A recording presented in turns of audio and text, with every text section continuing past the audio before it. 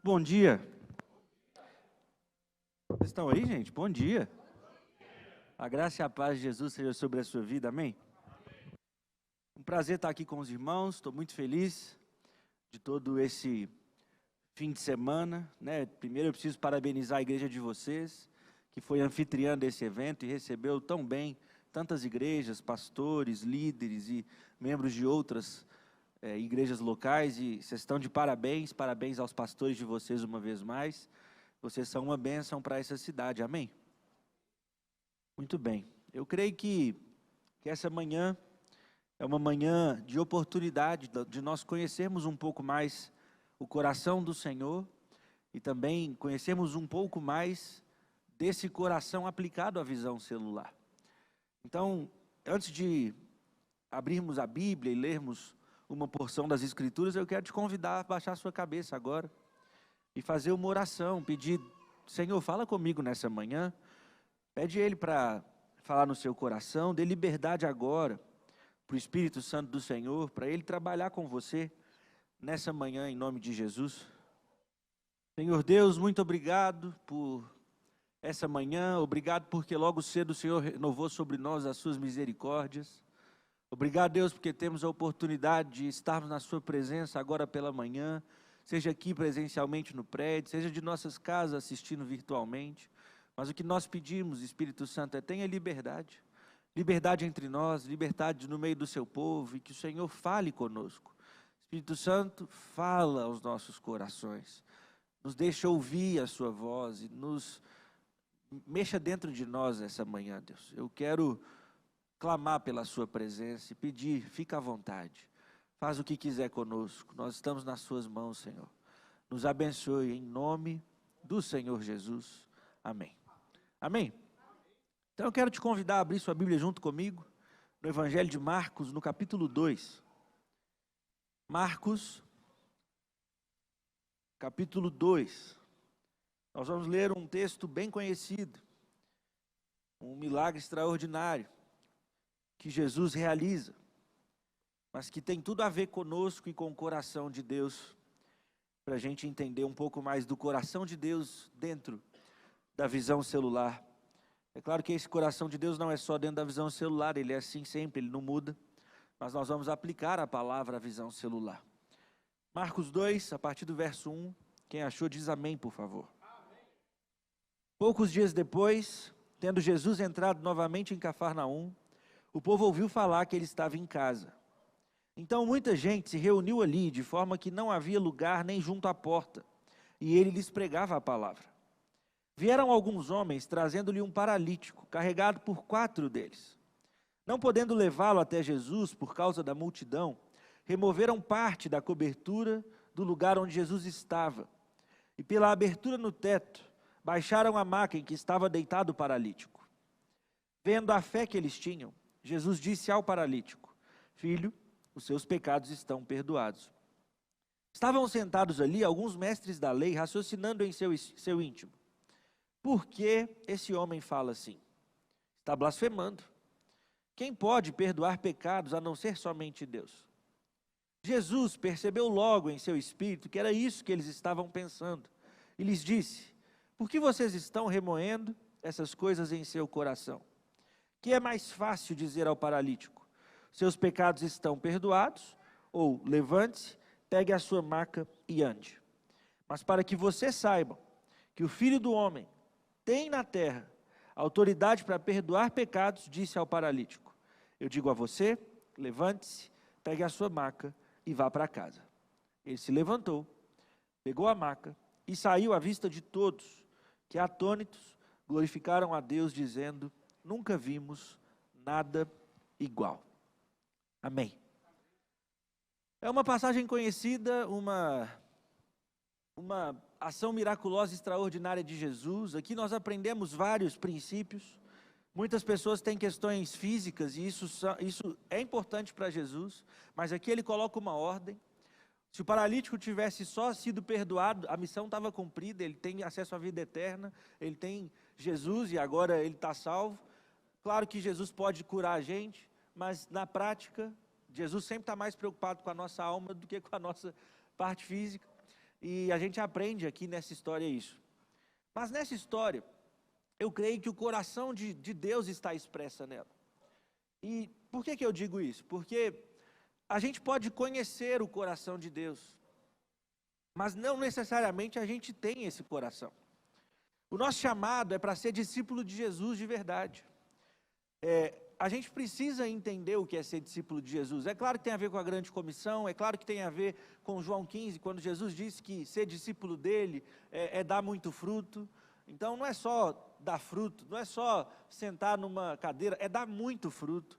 É muita gente que nós temos que ganhar para Jesus. Mas tem várias formas de dar fruto, eu concordo. Mas só tem uma forma de dar fruto eterno, é ver gente sendo entregue para Jesus. A igreja de Jesus só cresce, irmão, debaixo d'água. Já parou para pensar nisso? Não é chuva não, irmão, é batismo mesmo. A igreja de Jesus não cresce quando um membro de uma igreja transfere para outra igreja. A igreja local diminui num lado, a igreja local cresce no outro. A igreja de Jesus está do mesmo tamanho, é o mesmo número de discípulos. A gente só cresce a igreja batizando gente. A igreja de Jesus só cresce debaixo d'água. Mas o que me marca nessa história é que do mesmo jeito que dá para conhecer o coração de Deus sem ter, dá para conhecer e ter o coração de Deus. Ter o que eu sempre ouvi do meu pai, Cristianói, pequenos cristos nessa terra. É aquele pequeno cristão ali, mas que se parece com Jesus e que começa a fazer a obra dele na terra. Eu creio que Deus está nos chamando não só para conhecer o coração dele, mas para ter o coração dele. E por que essa história me mostra o coração de Deus? Porque essa história conta a história de 4 homens que têm o coração de Deus. E que vão participar de forma extraordinária, não só da cura de um paralítico, mas principalmente da salvação dele. Eu quero então fazer um exercício com vocês essa manhã, de levar você para dentro do texto. Eu tento fazer isso toda vez que eu estou lendo os evangelhos e o livro de Atos. Eu tento visualizar. Ontem eu contei isso, pela manhã, se não me engano, eu falei, gente, eu amo ver e tentar visualizar as passagens. Ontem pela manhã, com os líderes e pastores, nós trabalhamos o texto de Atos 3, onde um paralítico também, dessa vez de nascença, esse aqui eu não sei se é de nascença ou não, mas no outro a Bíblia deixa claro que é de nascença o paralítico. E eu falo, gente, como é um paralítico? E a gente começou a conversar, é todo atrofiado, é magrinho, não tem musculatura nenhuma, é pele e osso.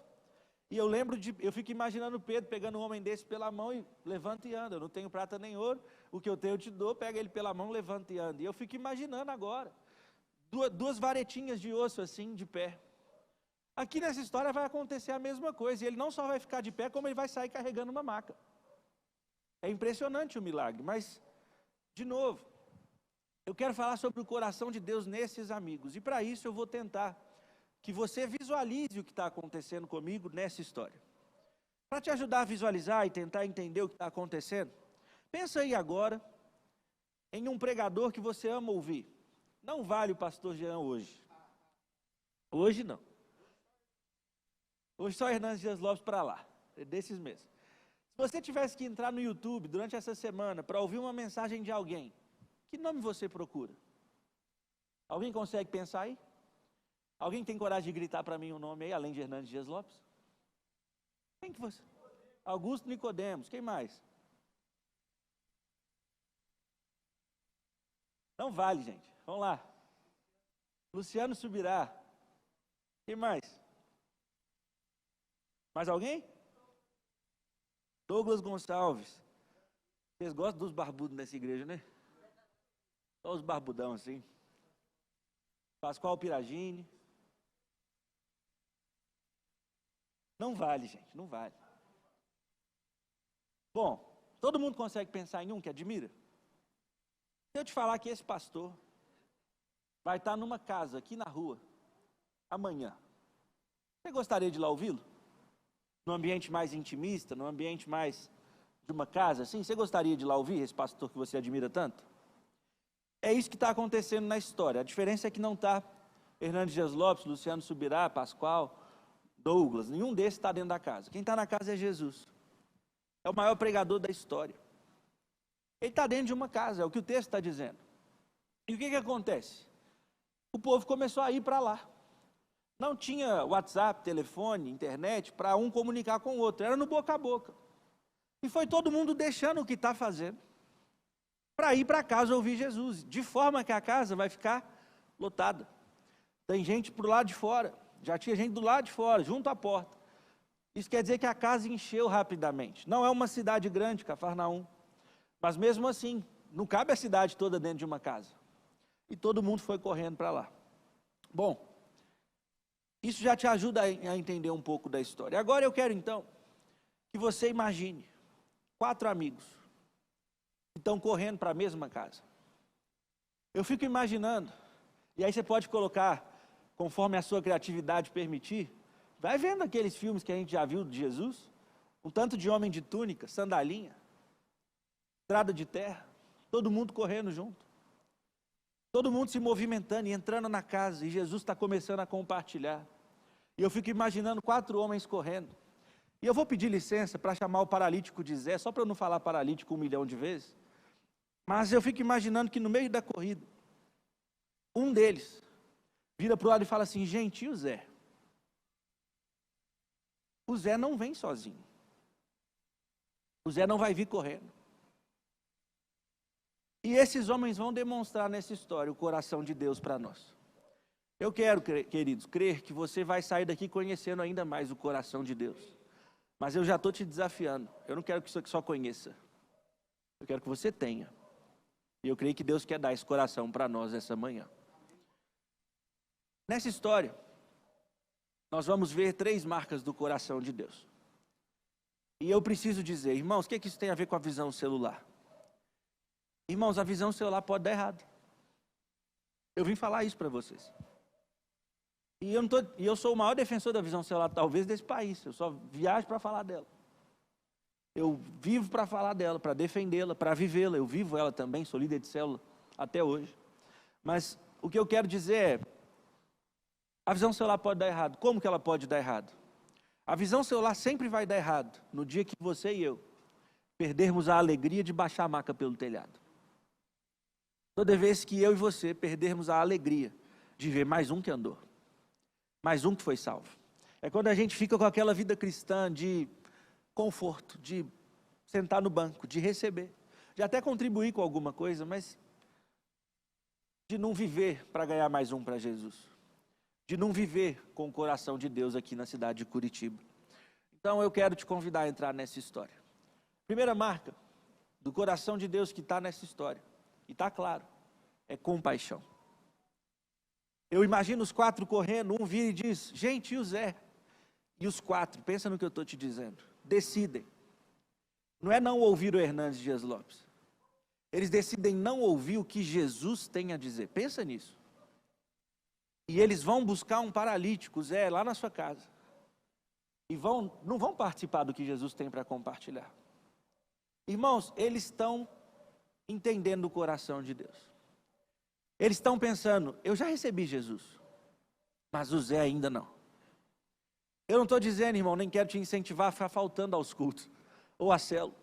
Não é isso que eu quero dizer. Irmãos, mas eu não me importaria, espero que, e eu creio que os pastores de vocês também não, se um dia alguém te ligasse e falasse: irmão, por que eu não te vi no culto? Irmão, por que você não veio na célula?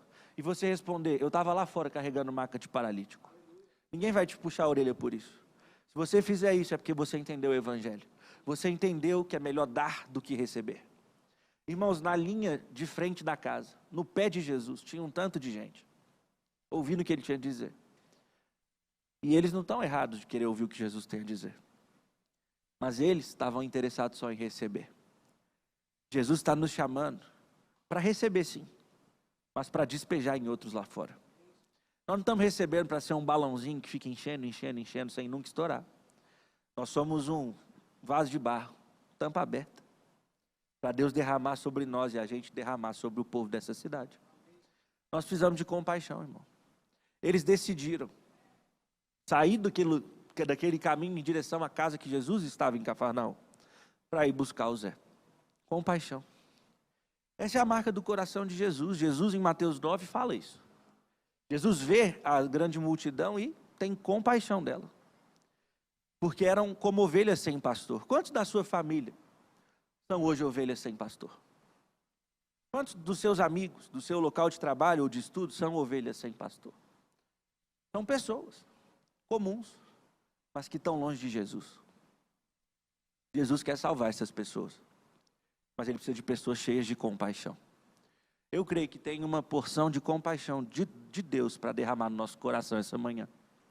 Nós precisamos entender isso. Eu posso te contar até um testemunho pessoal rápido. Teve um dia que eu combinei, eu ainda era supervisor de célula, não era pastor ainda, era mais jovem. E eu marquei com um dos líderes que eu tinha gerado, o Paulo, e eu falei, cara, vamos encontrar depois do culto hoje. Culto da Central da noite às 18, a gente termina ali por volta das 8 da noite. Eu falei, vamos sair para comer juntos, eu e você? Ele falou, claro, marcamos um discipulado, vamos encontrar, passar um tempo junto. Estava com saudade dele. E aí nós marcamos. Eu lembro que eu cheguei na igreja e eu sempre sentava mais ou menos no mesmo lugar. Provavelmente você está sentado no lugar que você normalmente senta, né? É assim, a gente é desse jeito. Beleza, não tem problema nenhum. Eu sentei lá onde eu sento e ele sentava perto de mim. Eu estou esperando ele chegar, olhei para um lado, olhei para o outro, as cadeiras foram enchendo, não sentou comigo. E eu pensei, deve ter atrasado um pouco, chegou aí, né? Deve estar em algum canto da igreja. Foi chegando ao fim do culto, terminamos. Eu estou esperando ele, olhando para um lado, olhando para o outro, a igreja esvaziando. E eu, acho que ele não veio. Eu fui ficando nervoso. Você já ficou nervoso porque alguém deixou de cumprir a palavra com você, irmão? Pois é, eu estava desse jeito. E aí, eu comecei a ligar para ele. Liguei uma vez, não atendeu. Liguei 2 vezes, não atendeu. Na terceira eu já estava mais bravo ainda, não atendeu. A quarta eu liguei para desencargo de consciência. Mas ele atendeu. E aí, assim, eu estava subindo pelas paredes já, né, irmão? Falei, eu nem perguntei se estava tudo bem. Eu falei, e aí, por que você não veio? Bravo. Ele virou para mim e falou assim, não deu para eu ir. Aí eu já olhei e falei, tô vendo. Aí eu, o que aconteceu? Aí ele, não, é porque eu tive almoço de família hoje. Gente, são 8 da noite. Almoço de família? Você está brincando comigo? Falei, como assim? Ele falou, o almoço da minha família sai mais tarde, a gente é muita gente, a gente juntou e tal. Aí foi começar a fazer a comida, não sei o que, a gente foi almoçar umas 2h30. Aí eu pensei, 2h30, 8 da noite. Tem alguma coisa errada. E eu bravo. Eu falei, mas como assim, cara? Aí ele falou, então, assim que terminou o almoço, eu fui me arrumar. Fui tomar um banho e tal, me preparar para ir para a igreja. E assim que eu saí do banho, entrei no meu quarto, estou me arrumando. Já tinha vestido roupa e tudo mais, minha família decidiu entrar no meu quarto. Entrou tios, primos, começaram a me perturbar, dizendo, não vai para a igreja não, vamos ver o jogo juntos hoje. Aí eu já pensei, então ele não veio porque foi ver jogo. Fiquei bravo de novo. Tudo que ele falava me deixava com raiva, gente, no primeiro momento. E aí ele literalmente falou assim, e aí, João, eles começaram a me perguntar, por que você só fala de célula? Por que você só vai na igreja? Toda hora você está indo, toda hora é isso e tal. E ele começou então a compartilhar. E aí ele começa a contar, eu tive a chance de pregar o evangelho para minha família hoje. Inclusive, nós estamos até agora dentro do quarto e me colocou no Viva Voz. Uma barulhada, todo mundo conversando, mandando oi para mim. E eu com vergonha, querendo que ele colocasse no ouvido dele para eu poder reclamar com ele direito, né? Puxar a orelha dele direito, mas eu estava agora um pouco mais constrangido, porque eu descobri que ele estava pregando o evangelho. Mas aí ele termina dizendo assim, e aí, acabou que eu tive a chance de pregar o evangelho para eles, e eu estou agora aqui com 3 primos e 2 tios que entregaram a vida para Jesus. Gente, eu queria virar um avestruz, enfiar a cabeça dentro do chão, porque eu estava cobrando dele presença. Ele estava carregando maca de paralítico lá fora. Jesus nos chamou e está nos chamando para ver o perdido como ele vê. Para ver as pessoas dessa cidade não com os olhos naturais mais que a gente tanto olha, mas como ele está vendo essas pessoas. Jesus quer alcançar a sua família para Jesus, irmão. E ele quer usar você para isso. Jesus quer alcançar seus vizinhos, seus amigos. E ele quer usar você para isso. Para isso nós precisamos de compaixão. Amém? A segunda marca do coração de Deus nessa história é a perseverança. Perseverança. Vamos lá comigo para dentro da história de novo. Então, 4 amigos estão correndo. Um vira e fala, gente, o Zé, nós somos brasileiros. E o Brasil inteiro é mais ou menos do mesmo jeito. É claro que o jeitinho brasileiro é expressado no Rio de Janeiro, na minha opinião, né? Eles são os donos do jeitinho brasileiro. Mas todos nós somos mais ou menos parecidos, é uma questão mais cultural brasileira. Muitos diriam, e eu não te conheço pessoalmente talvez, mas eu creio que alguns de vocês diriam, eu acho que eu pensaria a mesma coisa. Quando alguém falou, gentil Zé, a gente ia pensar, mas é Jesus que está na casa. E alguém poderia dizer, já sei, vamos lá ouvir o que Jesus tem a dizer e depois a gente vai na casa do Zé contar para ele. Irmãos, essa história ela podia ter terminado antes de ter começado. Eles podiam desistir desde o primeiro momento. Só que eles não são mais homens normais, eles são homens pequenos cristos. E possuem o coração de Deus. E por terem compaixão, eles decidem, não, vamos lá buscar o Zé. Você já entendeu que os 4 são uma célula? Que são um pequeno grupo, que tem o mesmo coração, que fazem tudo juntos, se um vai, todos vão. E a gente está todo mundo alinhado, então nós caminhamos juntos, é uma célula.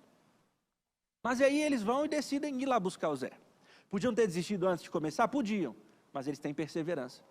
Eles vão chegar lá na casa do Zé, todo mundo correndo para um lado e eles indo para o outro buscar o Zé. E aí chega um momento, eles falam assim, chega lá na casa do Zé, Zé, a gente veio te buscar. Mas peraí, não tem cadeira de rodas. Não tem uma ambulância aqui. Não tem outro jeito de transportá-lo. Eles podiam dizer, Zé, a gente veio te buscar, mas a gente não planejou bem esse negócio. Foi uma decisão de última hora. Me perdoa, a gente não vai ter como levar. Foi isso que eles fizeram, irmãos? Não. Zé, vai ter que ser na maca mesmo, fica aí. Não que você tenha opção, né? Mas cada um pega numa ponta. E agora eles não estão correndo mais. Eles estão andando. Carregando o Zé. Sol quente, estrada de terra, sandalinha, túnica. Vai pensando aí, irmão. Eles estão chegando, levando o Zé. Podiam ter desistido? Podiam. Só que agora eles estão chegando na casa e eles já estão vendo um movimento lá de fora. Está todo mundo parado, meio que tentando ouvir o que, é que Jesus está dizendo, não tem microfone lá dentro. E eles podiam chegar diante da multidão e de novo eles podiam ter desistido. E falar, Zé, é impossível levar lá dentro. Olha o calorão que está. Não tem jeito. Podiam. Mas eles desistiram? Não. Por quê? Porque eles têm o coração de Deus. E o coração de Deus é do tipo que vai até o fim. Irmãos, o que é que o telhado fala para vocês? O telhado fala para mim de não desistir de ninguém até levá-la a Jesus. A decisão que esses homens tomaram é literalmente destruir o telhado de outra pessoa e passar o Zé pelo buraco no teto para ir chegar até Jesus. Irmãos, quantas vezes nós começamos a orar para alguém se converter, a pessoa não se converteu e nós já paramos de orar? A gente desiste fácil das pessoas. A gente convida para ir na célula uma vez, 2, 3, a pessoa fala, não, nunca mais convida, nunca mais ora, nunca mais. Daqui a um tempo eu volto nela, mas e se ela morrer nesse período? E se alguma coisa acontecer? E se ela mudar de cidade? A gente fica desistindo fácil demais, irmão. Mas esse não é o coração do nosso Deus. A Bíblia diz em Filipenses 2 que Jesus assumiu a forma de homem e foi obediente até a morte de cruz. Irmãos, Jesus foi perseverante até morrer por você. Ele foi até o fim, por amor a nós. Você crê nisso? O chamado dele para nós é o mesmo. Sejam perseverantes. Nós temos que assumir uma posição essa manhã, em nome de Jesus, de alguém que não vai desistir de ninguém, custe o que custar, não importa o preço, não importa o prejuízo. Vocês acham que essa história terminou como? Com o Zé andando com a maca lá, indo embora, e os amigos foram embora? Não, irmão, tem que construir o telhado de novo, tem que pagar o preço, tem que investir a vida, até recurso em algumas vezes, só para ganhar alguém para Jesus. Já pensou se você decide pagar um cafezinho toda semana para um amigo seu? E depois de 1 ano pagando cafezinho, essa pessoa entregou a vida para Jesus? Valeu a pena o investimento? Então, irmãos, nós precisamos ser perseverantes. Essa história ensina para nós que o coração de Deus, em pessoas, são pessoas que não desistem de ninguém. Se você desistiu de alguém nesse período, chegou a hora de voltar. E as pessoas novas que Deus vai colocar no seu caminho, também serão daquelas que você não desiste, até que elas tenham seus pecados perdoados. Amém? Estão me entendendo? Terceira e última marca. Essa vai exigir um pouco mais de profundidade para entender. Mas para mim está claro. Irmãos, para a visão celular dar certo, para essa história ter dado certo, a terceira marca do coração de Deus nessa história é a humildade. João, aí você forçou. Onde você está vendo humildade nessa passagem? Eu te explico. Vamos de volta para dentro da história. Eles já buscaram Zé, eles já fizeram uma caminhada longa. Eles estão chegando com Zé na casa. Irmãos, nesses anos todos no ministério, uma coisa eu percebo. Pessoas são problemáticas. Não precisa levantar a mão quem é pessoa. Quem é ser humano não precisa levantar a mão. Todos somos complicados. Mas nós temos alguns pontos em comum. Um deles, toda vez que existe um problema, a gente pensa em soluções. Mesmo que a gente não expresse elas. Você está andando na rua, passou por um buraco no asfalto. Você pensa, a prefeitura podia arrumar. A gente pensa na solução. Mas a gente não necessariamente expressa, não necessariamente fala. Eu garanto para vocês que toda vez que a gente tem um problema, todo mundo está pensando em solução. Se um copo d'água cair aqui do altar, alguns vão pensar em vir buscar, outros vão pensar, alguém deveria buscar. Todo mundo está pensando na solução daquilo. Não necessariamente quer fazer algo, mas a gente pensa. Eu tenho certeza que nessa história, para essa história dar certo, cada um dos 4 pensou uma solução de como fazer o Zé chegar em Jesus. Se a gente fosse brincar um pouquinho com a passagem e tentar criar algo mais perto da nossa realidade, provavelmente alguém falou, gente, benefício do deficiente. Vão abrir espaço para a gente passar. Só que, gente, se tivesse espaço para abrir, para passar o Zé, quem estava do lado de fora estava do lado de dentro. Está lotado. Isso quer dizer que tem gente em pé em cima do sofá para ouvir Jesus. Então a ideia de um já não deu certo. Aí chega o outro, com a ideia meio mirabolante, fala assim, já sei.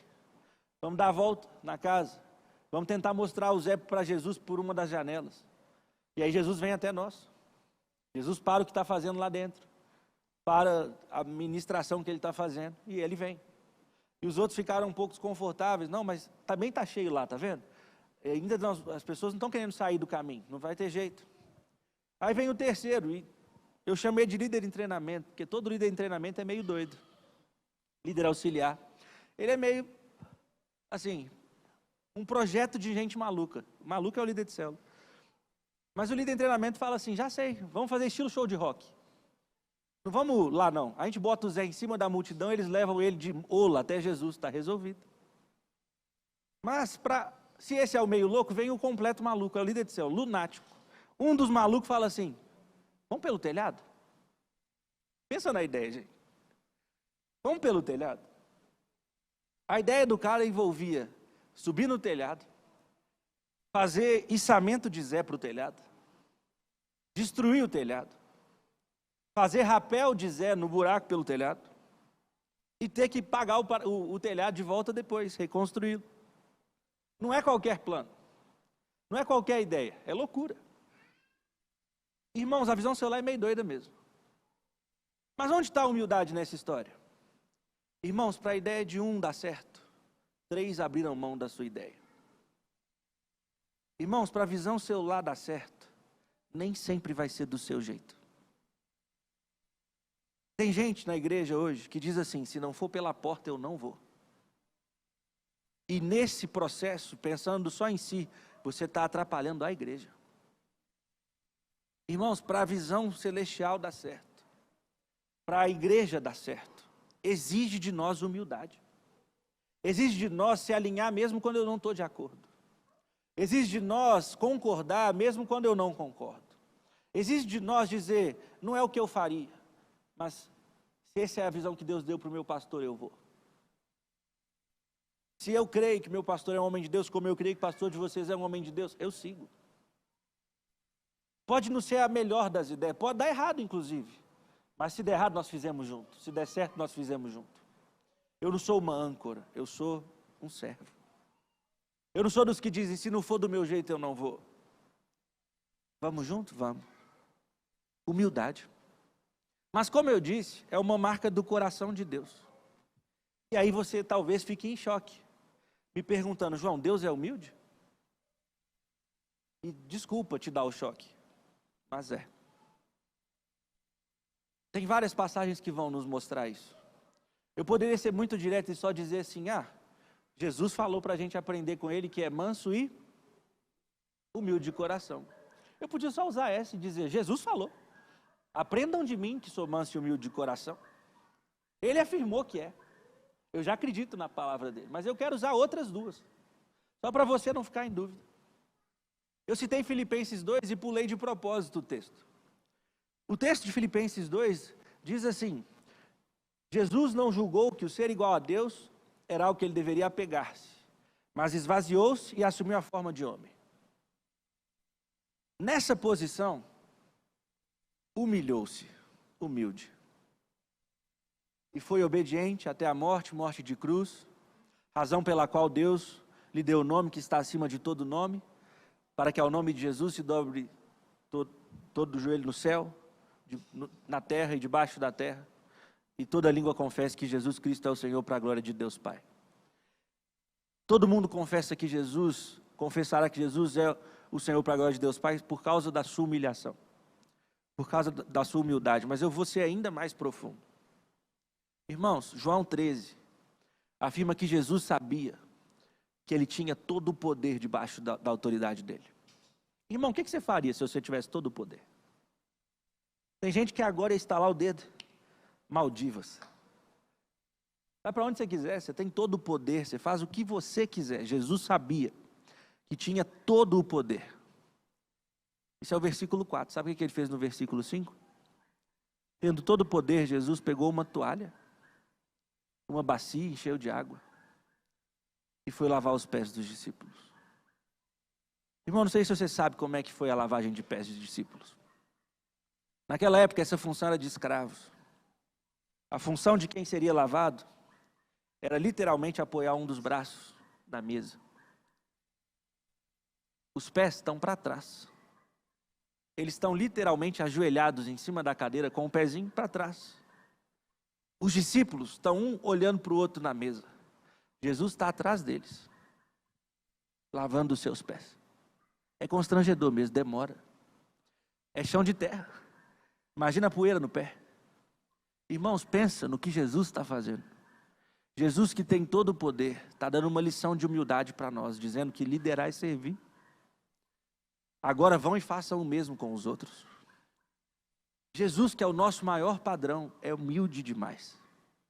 E você, talvez chegou essa manhã sem dificuldade de entender que Ele tem todo o poder. Ele é muito mais poderoso que você, que Ele é onisciente, Ele sabe tudo. E sabe muito mais do que você. Você não tem dificuldade de entender isso. Você não tem dificuldade de entender que Ele está em todo lugar e você só pode estar aqui. Mas eu vim te dizer que o seu Deus é mais humilde que você. É mais humilde que eu. E o convite dele é, aprendam de mim. Tenham o meu coração. Irmão, toda vez que a gente é orgulhoso, eu sinto te dizer, mas a sua oposição é o próprio Deus. Deus se opõe ao orgulhoso, mas Ele concede graça aos humildes. Irmão, não é que quando você é orgulhoso, você está agradando o diabo, não. A sua oposição é o próprio Deus. É Ele que te segura. Fala, eu não te abençoo enquanto você não quebrar esse coração. Quando você for humilde, eu te dou graça. Mas enquanto você é orgulhoso, Ele é a oposição.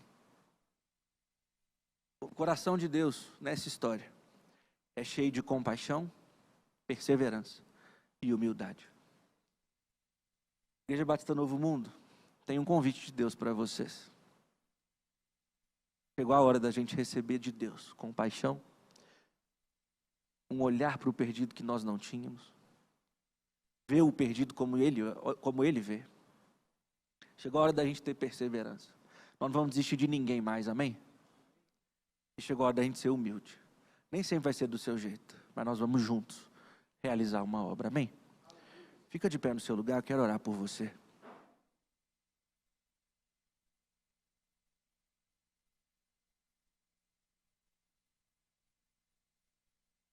Antes de eu orar, eu quero te dar a chance de orar. Você crê que Deus está nesse lugar? A Bíblia diz que Ele é quem troca os corações. Ele substitui coração de pedra por coração de carne. Deus pode, irmão, te dar um coração novo essa manhã.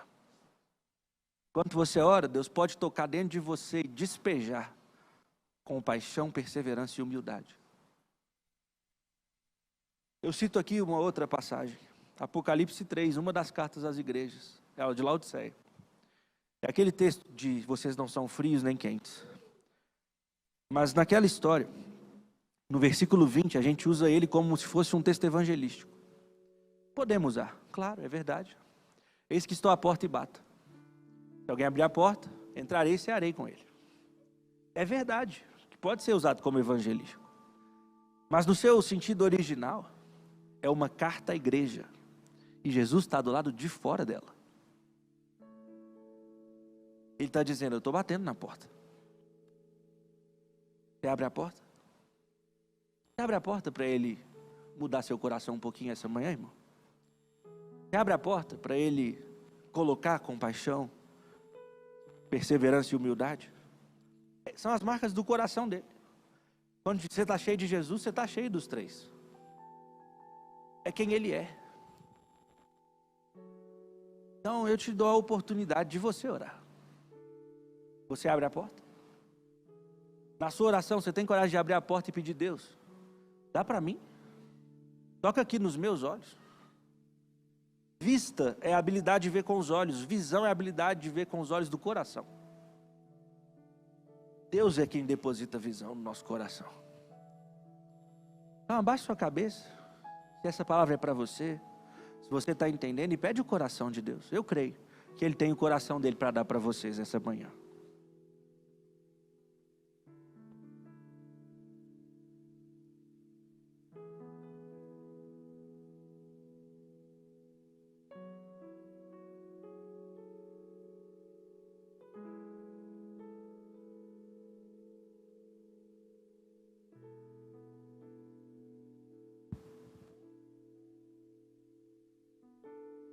Senhor Jesus, obrigado por essa manhã. Obrigado pela sua presença aqui, Deus. E eu me uno à oração dos meus irmãos para dizer, mexe na gente, Senhor. Nos dê seu coração. Nós não queremos ser como Jonas no capítulo 4, em que ele começa dizendo que eu sabia que o Senhor seria misericordioso com esse povo de Nínive. Jonas está dizendo, eu conheço o Senhor, eu conheço seu coração.